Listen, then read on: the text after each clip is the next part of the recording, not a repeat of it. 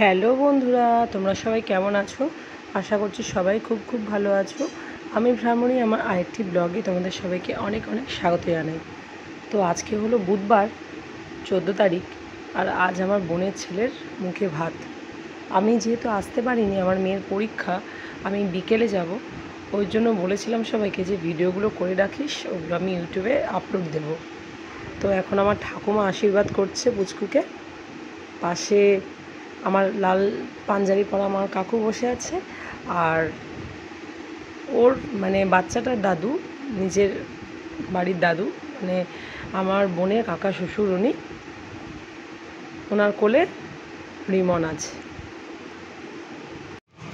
এখন আশীর্বাদ করলো রিমনের ঠাম্মি।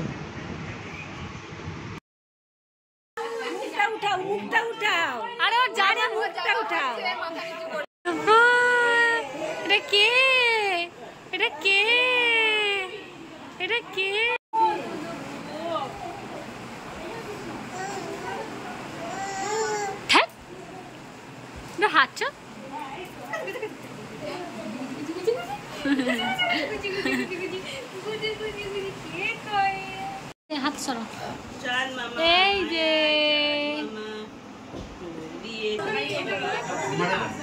একটু খোট মাছের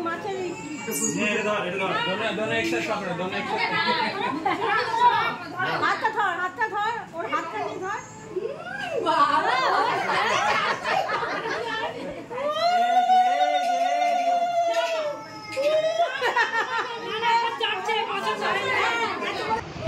এখন আশীর্বাদ করছে রিমনের বাবা, এরপর ওর মা আশীর্বাদ করবে।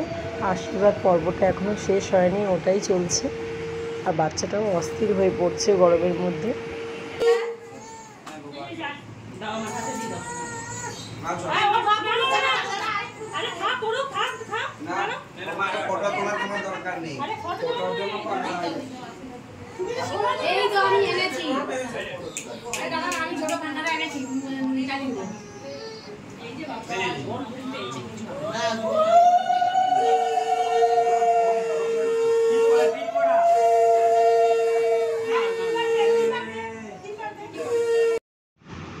তো আমরাও চলে এলাম খড়গপুর, আর আসার সাথে সাথেই ওর মানাই ওকে পুজোতে জামা কেনার টাকাও দিয়ে দিল।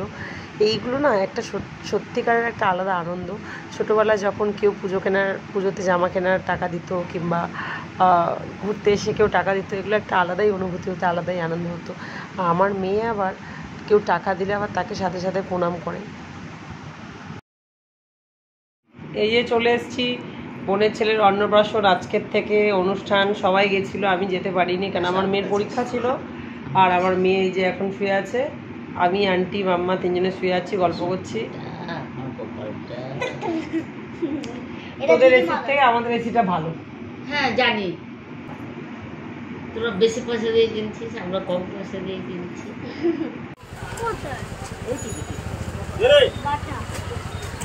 এখন সন্ধেবেলা এসেছি একটু মেয়ের একটা ড্রেস দেখবো বলে। তো মেয়ের একটা ড্রেস আমি খুঁজে পাইনি ওখানে কোথায় রেখেছি, ওই জন্য কালকে ওকে একটা নতুন ড্রেস পরাবো বলে কিনতে এসেছি বাজারে। ওয়ান পিস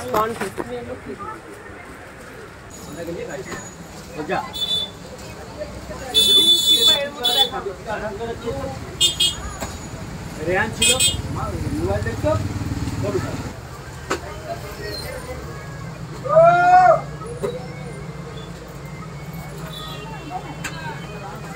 ও এটা ওর সাথে নাকি? হ্যাঁ, একটা খালিও পড়তে পারবে, আবার এরপরও পড়তে পারবে।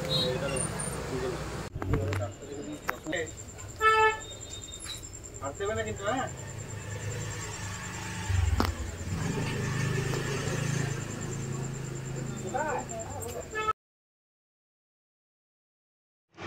খড়গপুরে আসবো আর গোলবাজারে এসে ভাঁড়ের চা খাবো না, এটা কখনোই হতে পারে না। তাও আবার 1.5 মাস পর যখন এলাম, তো এখানে যখন মেয়ের ড্রেসটা কিনতে এসেছি, তখন ভাঁড়ের চা তো খেয়ে যেতেই হবে। আর আমি আর ওর পাপা ছোট ছোট 2 কাপ চা অর্ডার দিলাম, তো আমাদেরকে এখন দেবে। আর সত্যি কথা, এই চাটা খেলে না সত্যি একটা আলাদা ইমেজ তৈরি হয়ে যায়, খুব ভালো লাগে খেতে চাটা খেয়ে, আর মাইন্ডটাও ফ্রেশ হয়ে যায়। তো যেহেতু আমি দুধ চা অনেক দিন খাওয়া ছেড়ে দিয়েছি, সেরকমভাবে খাই না, চিনি ছাড়া রচাই খাই, তবু এখানে এসে না খেলে যেন মনটা ভালো লাগে না। ওই জন্য ছোটো ছোটো 2 কাপ নিলাম আমি আর ওর পাপা। ছোটো দাম এলো।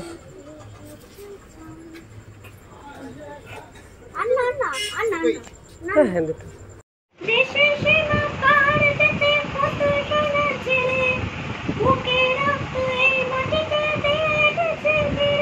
তোমার জামাটা কি পছন্দ হয়েছে?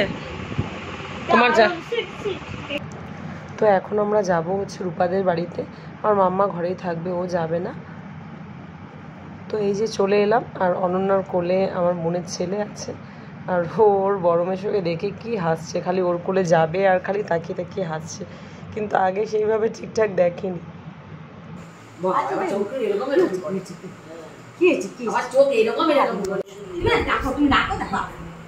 হ্যাঁ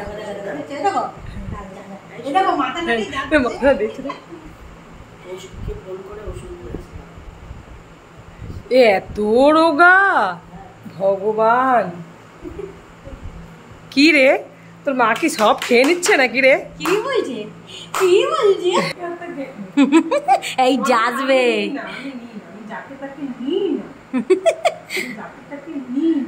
ও বাবা দে নুট।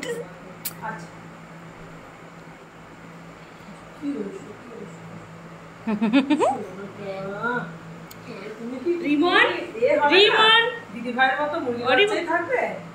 রিমন কই রে? এই দেখ দেখ কে রে রিমুচুম আজুম এই হাজি জুম এ বাবা।